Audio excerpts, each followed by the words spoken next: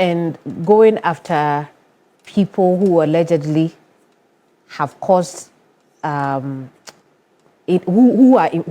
allegedly have been involved in corruption or corruption-related incidents is against the Constitution? I'm not saying so. I like your choice of words. Allegedly.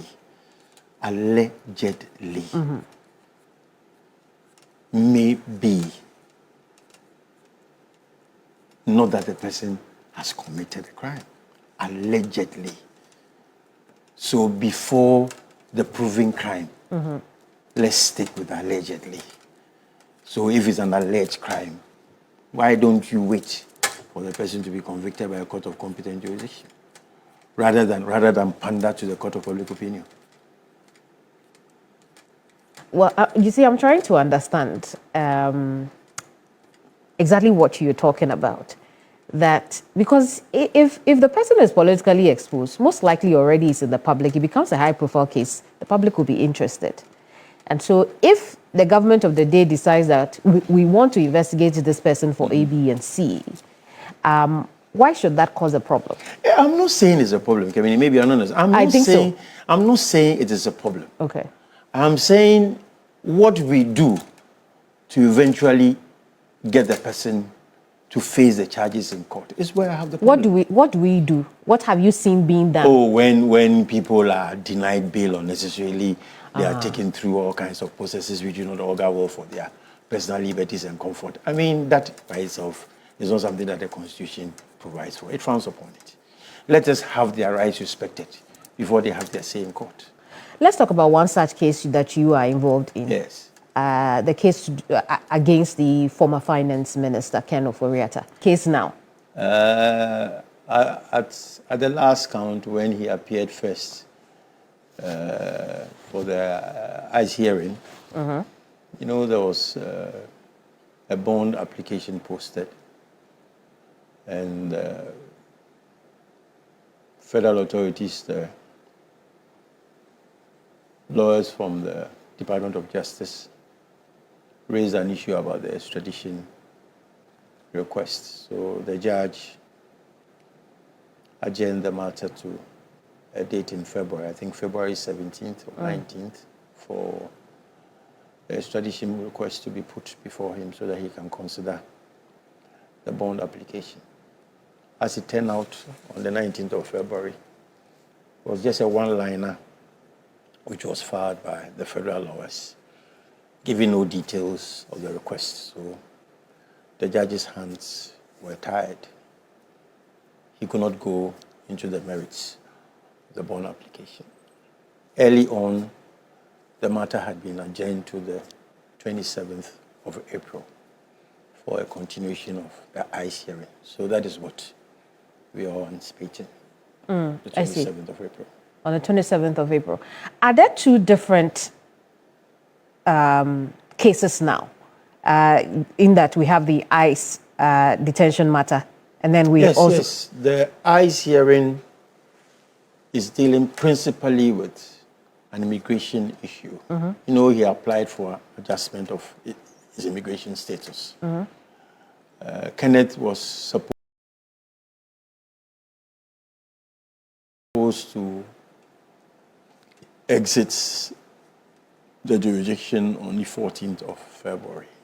But before that, he had applied to adjust his immigration status before he was picked up by ICE.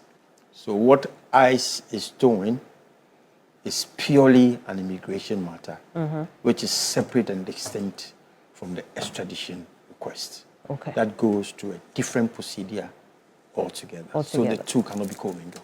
I see. There are two different things going on at the same time.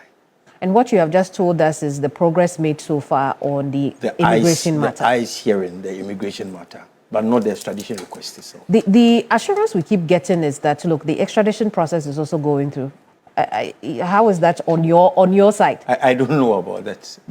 I don't know about the extradition request or proceedings going on. I do not have any education on that. At least our counterparts in America have not told us anything about any extradition request or proceedings ongoing. So as those who have knowledge on that, can educate Ghanaians. But sitting here... But you must have heard the AG talk about how on November 25th, or is it 29th, his visa was revoked as part of that extradition process. His visa was revoked? Yes. As part of the extradition process? Yes. I don't know about that. You never heard? But was his visa revoked? No, but I'm saying he was to exit on February 14th. Not exit. Revocation of your visa is different from whether or not your visa has expired. I don't know whether his visa was revoked. How would you? You would know that. It is the Attorney General. It is the Attorney General who is saying that, and I'm telling you, I don't know whether his visa was revoked. No, Counsel. It's either the Attorney General is wrong, or he's right. So what was your client's visa revoked? What I'm saying should suggest an answer to you. I say I don't want suggestions. I don't know if his visa was revoked. All I know is that he applied for an adjustment of his immigration status. So if the learned Attorney General is saying that his visa was revoked, I mean the burden is on November him. 29th. So your client was... The burden is on him, not me. So the yes or no was his... Oh, this does not suggest of a binary answer, yes or no. No, we are not doing elementary math. I'm saying that what I know is that he had applied for an adjustment of his immigration status. But you cannot tell us whether or not his... I don't know. You don't know if his visa was indeed... I don't know, Kennedy. Indeed revoked. I don't know. You have talked a lot about the OSP's handling of the matter. But when we look at the whole picture, it's your client that has also failed to honor invitations to the OSP. Kennedy, I have decided not to talk about this OSP. Why so? But you see, systematically, what the OSP has done is an abuse of everything I know about criminal law. A blatant abuse. Okay? And I'll use this platform to advise my friend, my learned colleague, Kisi Agyapong. It's not personal. That we should at all times try to follow due process and not pander to sensationalism, press conferences, legal grandstanding, and unnecessary advertisement of ourselves. Is it not curious and a stark irony that just about 2 weeks or 3 weeks ago, I read,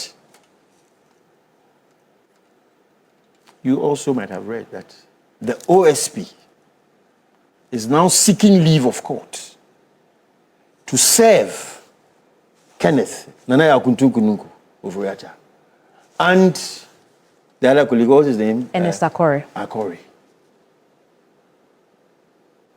With the charges preferred against them in court. That was just about 2-3 weeks ago.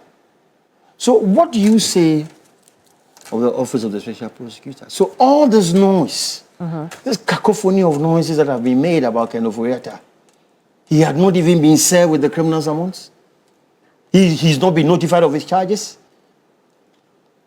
Is that a style of criminal jurisprudence? So when we filed this red notice alert against him and all that, went and embarrassed ourselves before the international community, that red notice alert was deleted because it did not conform to the rules, constitution, and regulations of Interpol. Is that what we are cutting for ourselves as a country? And you people are saying that Ken Ofori Atta is not doing what? So just last week, I read too that in the trial involving, is it Nana, what's his name, Nam1 or something, because of his health challenges, the court has opted for a virtual hearing of the case. Is that not permissible? So when the Office of the Special Prosecutor intended to interview Kenneth Ofori Atta when Ken had sought permission to leave the country for medical treatment. And he was outside the country. And through his lawyers, had proposed that I am ready, willing and able to assist you with your investigations. Let us do a virtual conferencing, which is permissible under law, so that you can interview me. The special prosecutor didn't want to have anything of it. He wanted to engage him like you are engaging me personally, whether he wanted to eat lunch with him, wanted to drink wine with him. How many times did your client fail to turn up? How many times did my client fail to turn up? Yes, are you counting?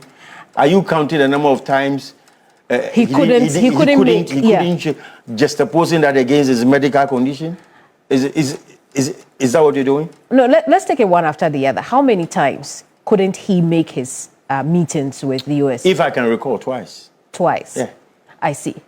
And your reason for that is his medical, It's a reason which is known to you too. Didn't you know that Ken had gone for medical treatment? Well, that's what the letter you brought from me. That is what the situation was. Okay, that's what you are telling us. That is what the situation was. Okay. Yes, when the office of the special prosecutor was served with that medical letter from Mayo Clinic in the United States, where he had gone to seek treatment, he rubbished that medical thing that there was nothing to suggest that the prostate cancer that the medical facility had diagnosed as his problem was something which was bad enough not to allow him to come to this country. So he knew. Well, because and then again, if you recall, the letter, the first letter we saw, perhaps even the only letter, there was no clear indication. It was a matter of we will observe to see if he would need surgery. That was my understanding of that letter. Oh, but he went through surgery. So subsequently, he went through surgery. Are you saying you don't know? No, I'm just saying we are taking the matter at a time because you referred to that letter. Yeah, but I'm saying, are you saying you don't know? I'm not saying that Kenneth went through surgery. I'm not saying that I haven't heard that. No, not heard. You don't know. I don't know. I have only heard. I'm telling you. Okay, I have only heard that the former finance minister did undergo surgery, but in reference to that Mayo Clinic letter, they said they will look at it and see if he would need surgery. And they looked at it, and he needed surgery, and he went and he underwent surgery. Yes. There are those who argue that why does your client get to determine when he shows up to face the charges? He has not determined when he wants to show up. Okay. He has not determined when he wants to show up. Okay? When he is medically challenged, he is medically challenged. Ghanaians should learn to understand when someone is sick. I mean, if I'm ill, I'm ill. And it's not as if I am jumping out of anything. I am saying I am not physically present. This is the means by which you can interview me and get what you want. Is that also a point of argument in his case on the ICE detention as well? Because if he has undergone surgery and is ill and will not be able to fly from the US to Ghana to face the charges against him, that could also be a point of contestation in the ICE detention case, is it? There is no contestation of his health or medical challenges with ICE. Well, but you could make the case that he is not well and shouldn't be in detention. The lawyers there will make that case. But I'm part of his team. They are your partners Ghana. there. Our partners there will make that case. But your partners there haven't made that case. Not yet. What are you waiting for when you say not yet? Oh, but why? Don't we have our style of handling matters for our client? Kemini? Yeah, we all have our style. What you do today, I won't do today. What I'll do tomorrow, you won't do today. Or you won't do tomorrow. So his medical status or condition has changed, which is why it is not priority to bring it up in his ICE detention matter. God, the Almighty God, takes care of all of us.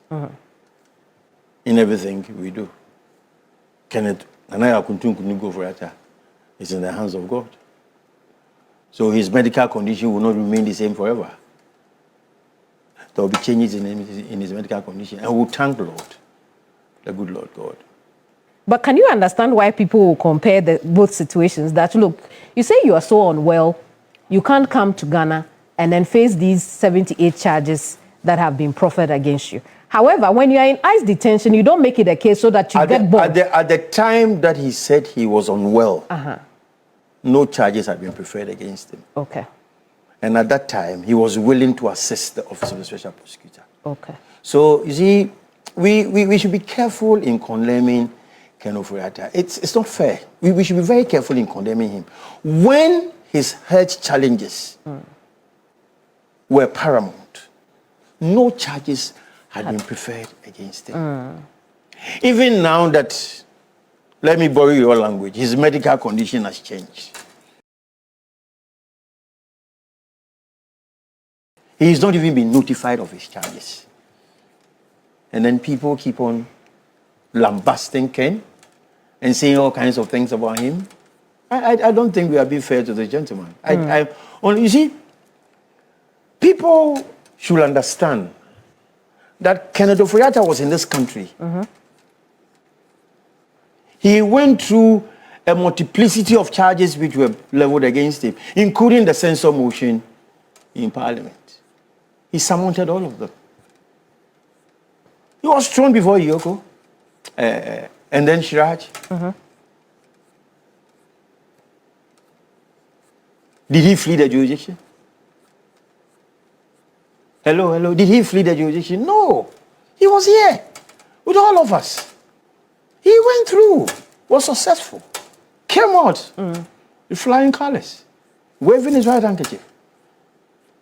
And then when he has to, I mean, who didn't know at a point in time that Kennedy was not well? Who didn't know in this country? After his COVID challenges? Yeah. And then who didn't know? Yeah. But why do you think he has not been able to, the prosecution have not been able to serve your client and Esther Corey? Bring Kisi Agyapong and ask him. Because there are 7 others, or is it 6 others? When they are here. They have all been saved. Yeah, they are here. But Kisi Agyapong should know what to do. Bring him here and ask him why he is not been able, up to this stage, to notify Ken and then Esther Corey of their charges, but rather mounting platforms and speaking through microphones. That is not a criminal prosecution. That is not criminal prosecution. When someone points to, look, it would appear that the partners here for Ken's defense have focused on strategy rather than these charges, what would be your response to that? But is law not about strategy? No, excuse me. Perhaps, I use the wrong words. But you have focused on procedure rather than the actual issues against him. Why is that the case? There's procedure before the issues. If you have not charged my client before court, how do I go to court to defend him? And you are playing to the gallery, convicting him in the court of public opinion and telling Ghanaians all manner of things. Meanwhile, you have not served the person with anything. How then do I go to court? What procedure will enable me to go to court to act as counsel or as lawyer? You have not charged the man. You have not served him with anything. He doesn't know what he's confronted with. It is only when he is served that he will instruct us. If all procedures are done right, according to the conversation that we are having right now, will your client be home to face the charges? Will he be willing to come home to face the charges? The government of the Republic of Ghana has put in an extradition request. So I think this question is redundant. Why so? Oh, but it's redundant. Regardless of extradition request, he can decide that I want to come back, and answer the whole charges. force of the Republic, the coercive force of the Republic of Ghana, is at play in America. And the extradition request. And you're asking me whether my client will come. It's redundant. Why so? Oh, I can't answer that question. The extradition request does not stop your client from deciding that I want to come and answer to the charges. Does it? Kemini? Yes. Why do you think the government put in the extradition request? I'm asking you. What? To bring him home to answer the charge. So he will be brought home, or he will be brought So your client doesn't want to come, because if that's the logic, your client is fighting the extradition. Kemini, you see, don't let us make a scapegoat out of my client. Okay.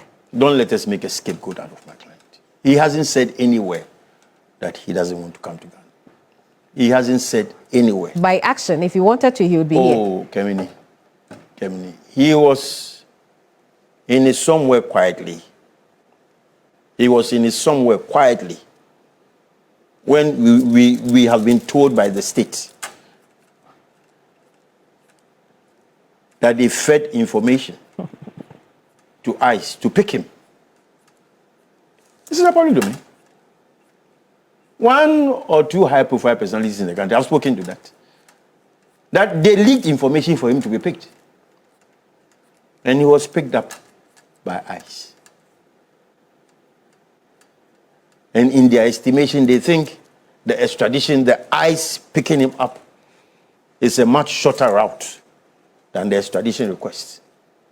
So they were relying on the ICE proceedings to fast-track Ken into the country. But you know, if his visa was revoked much earlier. Are you going to that conversation? Are you going to that conversation? If again? Allegedly, no. I'm just responding to what you have said. If allegedly his visa was revoked on November 29th, as we have been told, then I've told you I don't know about that.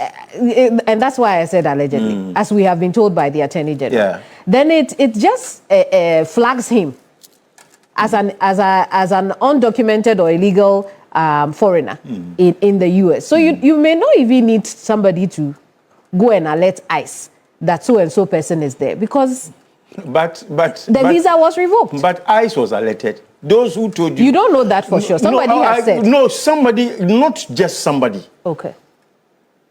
You know who said it. It's not just somebody. You know who said it. So don't say somebody. It's an indictment with respect on that person's office. If you say somebody, you know the person who said it, and he spoke with knowledge and authority that they leaked information for him to be picked. If they knew his visa had been revoked, why the Americans didn't have a system of picking him up? You think the Americans don't know those who go to that country? Much more so somebody like Ken Ofori Atta. They didn't know that his visa had expired and they could just pick him up. It's not that easy. Before that, he had applied for an adjustment of his status. True. Yeah, that is why the hands of the American government is tied. They are constrained because their processes work. You just can't get up. Even those who Trump carelessly had picked up, some of them went to court. And the cases against them were thrown off. They had their freedoms back. So, you see, we should be slow in discussing this Kennedy. What would it take? What would it take for your client to answer to the charges? Let the Office of the Special Prosecutor notify him of his charges.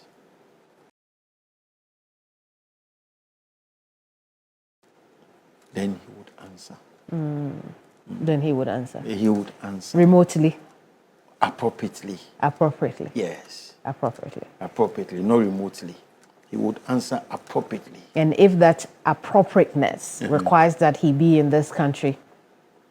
When we get to that bridge, Kevin, we'll cross it. The growing perception that justice in this country is slow, is technical and unevenly applied. Is that a fair description of what the criminal justice system is in the country? It certainly is not. You see, crime is different from civil responsibilities and obligations. Because crime carries onerous consequences. You stand the peril of being in prison. So our criminal justice system is fashioned out on the premise that the accused person is presumed innocent until he or she is proven guilty beyond all reasonable doubts. Any shadow, the minuscule shadow of death, of doubt, inures to the benefit of the accused person. What does that mean? You have to take the accused person through due process and make sure that all the avenues available to the accused person is exhausted. Because he or she stands on the threshold of criminal conviction. So his liberties will not have to be abused. At every stage of the system, his or her rights should be respected. So the criminal justice system grinds slowly, but eventually it gets to its final Well, some destination. think it's grinding a little too slow, particularly in certain high-profile cases. Are we talking about particular cases? Are you talking about particular cases, or are you talking about the criminal justice system in a whole? The criminal justice system as a whole. There are those who think that it grinds a little too slowly. It does not apply evenly. And in high-profile cases, politically exposed people are able to delay the case a lot with all kinds of legal challenges and maneuverings. You see, when you are not confronted with a legal matter, you think that lawyers are technical, Kemeni, but I don't wish one for you. But if you have a legal problem, maybe you'll be kind enough to engage me. And when you do, and I start rolling out the legal remedies available to you, you know that lawyers are not too technical after all. You see, because if I have to do a good job for you, I have to make sure that everything in the books is exhausted. So if I'm going through that process, I do not understand why anybody should say that lawyers are being overly technical. Are those legitimate safeguards, or they are just tools of evasion? Oh, maybe. Okay, let's say 98 out of 100% cases are legitimate. Other lawyers, with great respect, maybe maneuver the system a bit, but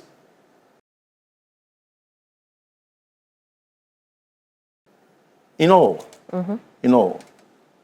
if I have to do good work for my client, I should make sure that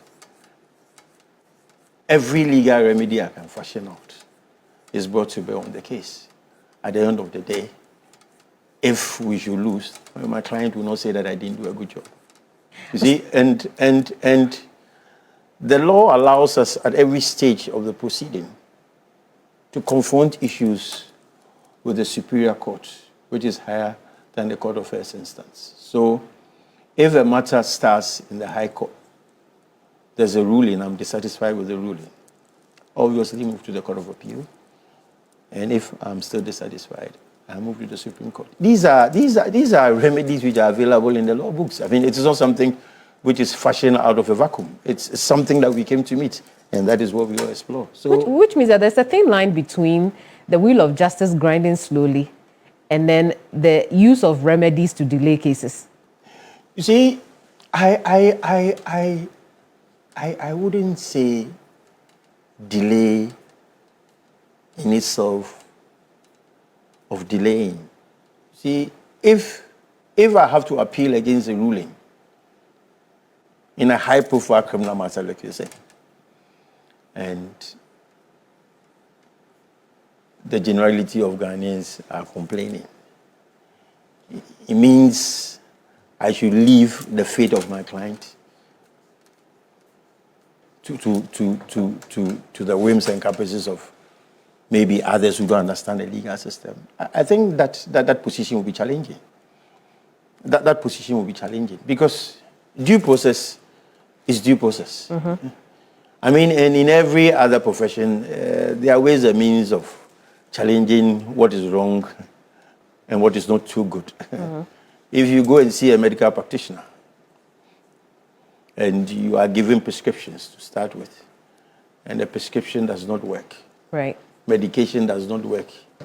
Eventually, maybe if you have to go through the process of surgery, would you say your medical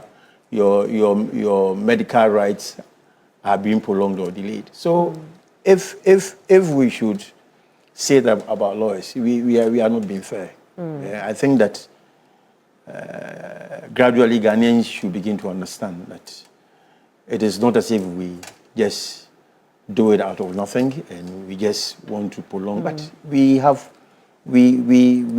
due process to follow, and when it means we should follow, we follow them. Well, so when we flip the page on politically exposed people and the cases or corruption-related cases, and we look at the criminal justice system at large, one of the things that we had a very big challenge with is the remand system. Has that improved over the years? There was once upon a time we started what we could call the Justice for All system. The Justice for All program? Where the Justice for All program, where lawyers were recruited to go to the prisons and engage people who had been in remand for an unreasonably long period of time, bring their cases to the courts, and some of them eventually secure their freedom. You see, there is something which is playing out, and if we don't confront it, it will hang around our necks.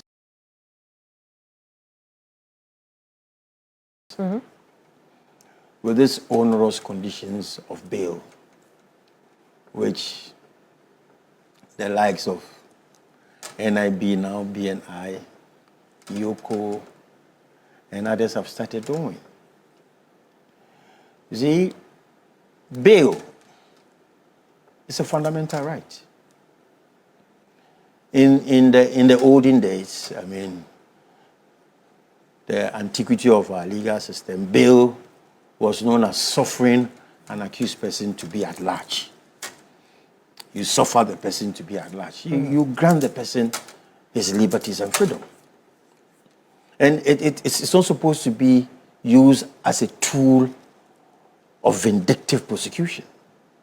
So then a person of interest, a suspect, who is not even yet an accused person, goes to a prosecutorial institution and bail is set at 5 billion Ghana cedis with 5 sureties to be justified, landed property. Are you convicting the person before the person has his or her say in court?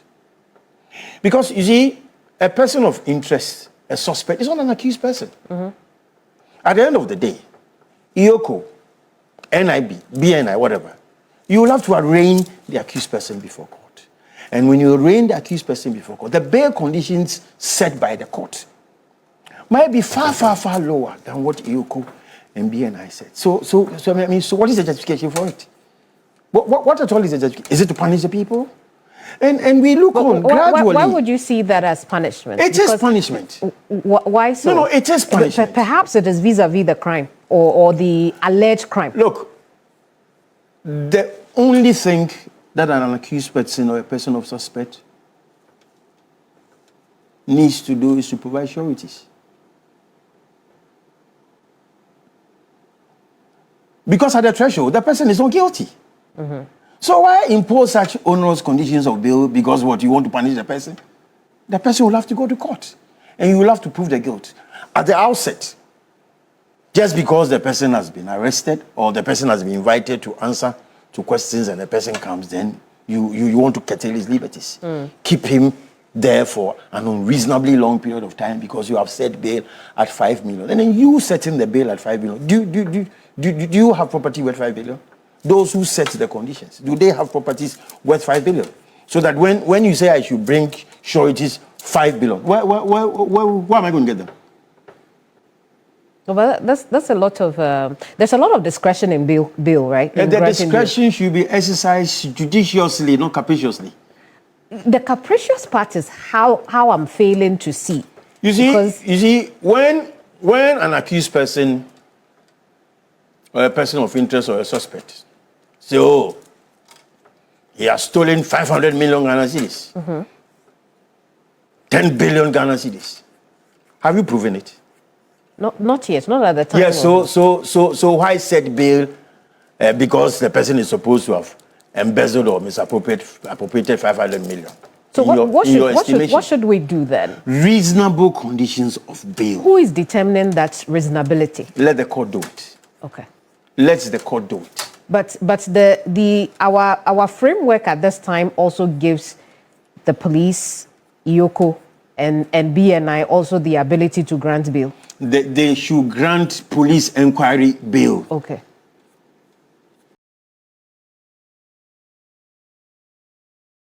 Or investigative proceedings bail. Right.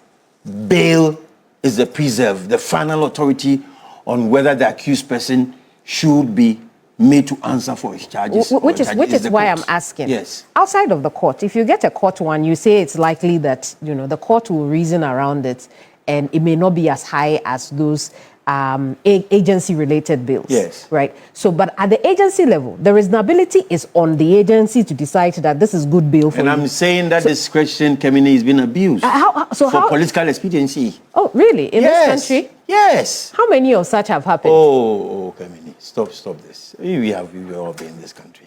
We are all here. We all been in this country. People go and, they will unreasonable, and even when somebody comes with sureties, wait, come and see us tomorrow, come and see us the day after. But which is why there is also the room for you to go to court if you think the bail is not reasonable. You see, the interval or space between when you are kept in a facility and going to the court for, you can't go to the court straight away for bail. Maybe you have to use other processes of habeas corpus. The authority will have to produce the body of the accused person. So, between the period of exhausting those procedures and when the person is in the detention facility or investigative institution facility, also has to be reckoned against criminal requirements that an accused person of interest or a suspect should be granted bail within 48 hours. If after the 48 hours, bail is not satisfied, you'll have to arraign the accused person before court. But what do we see?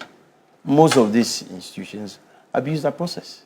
Somebody will be kept for more than 2 weeks because the person has not been able to meet the bail conditions. It is not the preserve of those institutions. It is not their preserve. How do we cure that? It is the preserve of the court system. How do we cure the level where the agency is able to grant bail and grant what you have called unreasonable bail? Maybe there are practitioners who are considering bringing a writ in the Supreme Court to have that matter determined. Not you. When we get to that When we get to that point. But overall, we've talked about the role lawyers will play in the criminal justice system. But the criminal justice system is also much more than that. It starts from the police and all these investigative agencies, the judiciary itself. How would you describe the evolution so far? Nothing so drastic has changed. The enabling problems are when, let us speak in truth. Enabling problems are when we set up institutions as political bodies, and the idea is maybe to create the impression that some people have looted state coffers, and political parties make all kinds of promises to their supporters and to the country that people have stolen monies from the state, so we'll have to recoup or get them to account for their stewardship in state offices and governmental positions. So we create a semblance that there's a massive loot So then when the reins of government change, the ruling government tries to maybe appease its supporters. So all manner of charges are leveled, and then people are thrown into custody and they are squeezed. I honestly, as a trained lawyer, do not see any benefit that does to our criminal justice system. Why the Constitution, so? the Constitution is the prevailing law of the land. And we all have to abide the dictates of the Constitution. Anything outside the remit of the Constitution is bad. And going after people who allegedly have caused, who allegedly have been involved in corruption or corruption-related incidents is against the Constitution. I'm not saying so. I like your choice of words. Allegedly. Allegedly. Maybe. Not that the person has committed a crime. Allegedly.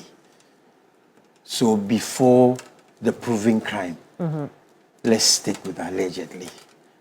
So if it's an alleged crime, why don't you wait for the person to be convicted by a court of competent jurisdiction rather than pander to the court of public opinion?